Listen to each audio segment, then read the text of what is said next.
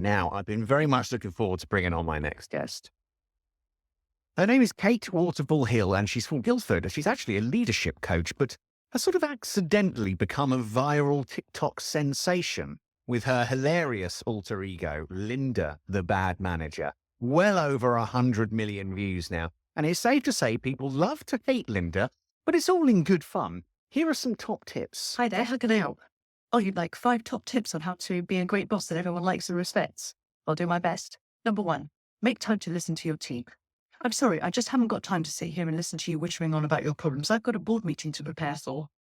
2, set your expectations clearly. Well, if I knew exactly what I wanted, I would have probably just done it myself. It would have been quicker. 3, if anything should go wrong, take the blame yourself. Seriously, who is responsible for this atrocity of presentation? When things go right, let the team take the glory. Oh, quite so, William. Yes, I was quite pleased with myself when I came up with the idea, I must admit. And 5, meet issues, conflicts, or unease head on with kindness and curiosity. Oh, I just don't know what's wrong with that. I mean, she's just passive aggressive and touchy with me and with everybody else, but hopefully it'll just blow over. I'll ignore it, see what happens. Hope that helps. Laura and I may or may not have been mouthing to each other, people that some of those things remind us of. Let's bring on Kate Waterfall-Hill. Welcome to the show, Kate. Thank you very much for having me. Oh, it's absolutely our pleasure. I think the Linda character is just brilliant and yet so relatable. I would literally, as I said, I was going to bring you on. I had a message from Phil who says, I've been watching Kate's content on social media for months. I've worked for so many managers like that character. I'm afraid that's exactly what happens and why it seems to have resonated with so many people. So when did you start doing it? Because it's not what you normally do, right? You're a leadership coach. You've started a coaching business and you've written a book. And then this thing happens. So how did it start? Right. I have 2 grown-up children, young adults, I think they're called these days, 21 and 19, and they're both on TikTok. And I just sort of thought, well, it can't be that hard. I could maybe have a go at this. And I didn't really worry too much about it because I reckon that nobody I actually knew would be on TikTok because they'd all be young people.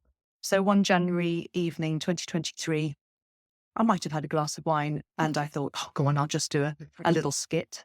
So I did a little skit and it sort of took off. And then lo and behold, it turns out that it's not just, 14-year-olds who are watching TikTok for the latest trends. It's actually proper grown-ups who would like some leadership advice. And so through Linda, I've actually amazingly appealed to people who want some coaching and my business sort of has taken off ever since. Oh, wow. So Linda's actually helping your day job.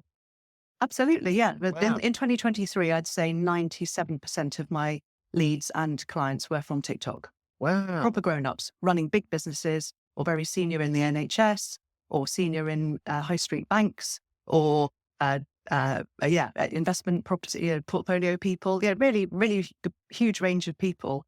And that's why TikTok's so good because it sort of democratizes it all. It's fantastic. I love the fact that one thing has sort of led to another. It's brilliant. I have to ask, are any of the things that, we heard there, for example, in that clip or any of the other brilliantly hilarious clips I've been watching, based on real people that you've met?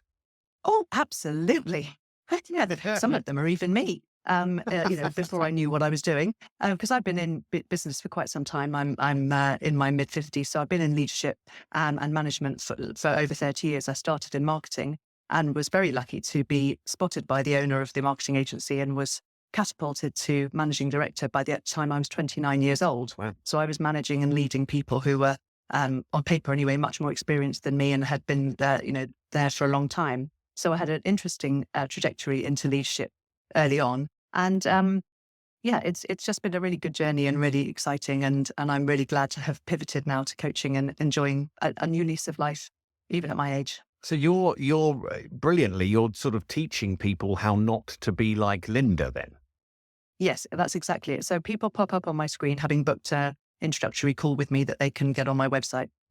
And I pop up on the screen and they go, oh, it's like talking to someone famous. And I said, well, I'm not really famous. It's just, couple of 100,000 followers on social media. I don't think that qualifies. I'm not exactly Davina McCall, but aspiring to be maybe.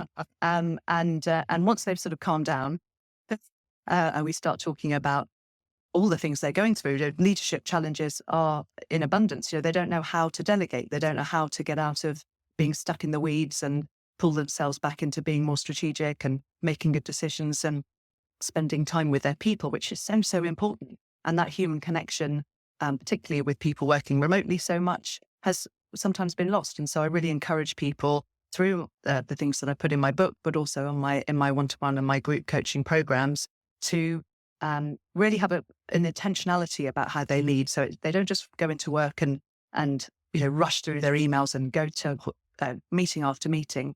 They're actually spending some time, even if it's just 10 minutes every morning, just saying, right, what do I want to get out of today? What do I need to achieve? The top 3 things maybe, and how am I going to empower my people to get that done as well? And how am I going to make them feel engaged and inspired? But it's about just taking some time to be intentional about it and not just have the day happen to us. If you know what I mean? Can you teach anybody? And what I mean by that is, can anyone be a leader? I've had a bit of leadership experience in this industry, and I'm still not convinced it's necessarily for me. But can anyone do it? Can anyone be taught to do it well? I think it's about wanting to do it, if I'm honest. There are some people who say to me, I'm really, really passionate about whatever it is my job role is, and I just really want to deliver that really well. So, for instance, you might have somebody who's a lawyer who's just really interested in fairness and justice and delivering good service to their customers. And the idea of having to manage a team, it just, is just alien to them, and they don't want to do it. But I think anybody who wants to, who's got an interest in influencing positive outcomes, in inspiring and motivating others, in helping other people see a better way to do something or to unlock their potential, then yes, there are tools and techniques and things that I can show them that elevate leadership from being a burden into being a joy and a pleasure. Well, I know the paperback edition of your book, How to Lead, is out on the 12th of November, so that is next week. So it's been fascinating to hear your story. And actually, is it still running in tandem with Linda? And are you still putting out the odd video for Linda? But yeah, actually, this thing has really taken off for you as well. Oh no, my sort of reason for being on this planet, I think, is to help people be better leaders. But what I really love are 3 different things. I love having this juxtaposition of delivering really good coaching and helping people find their way. Running a business, I absolutely love. I love being the CEO of my own business and helping people do that too. But I love the content creation. I'm a sort of marketing person at heart. That was my original career. Right. And so showing off a little bit, being on my version of the telly. I'd love to be on the proper telly, to be honest, but the little telly will do. The little screen is fine with me. And so I put out a video every day on TikTok and 3 times a week on the other social media platforms. Yeah. Brilliant. Oh, well, long may that continue. And look, fingers crossed, your appearance on the small screen, the bigger than the screen you're talking about, but not the big screen, the small screen, the TV, will actually happen. I fingers crossed. And maybe if someone's listening, that may very well happen for you. You never know. Absolutely. Then that'd be great. It has been an absolute pleasure chatting with you and meeting you. Kate Waterville Hill, thank you so much for your time. Thank you very much indeed for having me. I've enjoyed every minute. Well, the book is How to Lead, as I say, and the paperback edition of that is out next week.